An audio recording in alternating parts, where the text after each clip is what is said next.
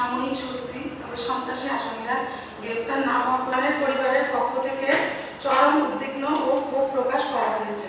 দাবি দফায় দফায় নৃশংস হামলা, ভাঙচুর এবং সপরিমাণ রিয়াজ, সাইমন, পাবেল ও সুজন সহ নিষিদ্ধ ঘোষিত প্রতিনিয়ত সাধারণ মানুষের উপর তাণ্ডব চালিয়ে যাচ্ছে। এই সন্ত্রাসী গোষ্ঠীটি প্রবীণ নেতা জন্য আইন শৃঙ্খলা রক্ষাকারী বাহিনীর প্রতি বিশেষ কৃতজ্ঞতা প্রকাশ করেন। সময়োচিত পদক্ষেপের সন্ত্রাসী গোষ্ঠীটির তাণ্ডব কিছুটা এবং তার তাৎক্ষণিক ব্যবস্থার কারণে বড় ধরনের ক্ষয়ক্ষতি থেকে রক্ষা পাওয়া গেছে।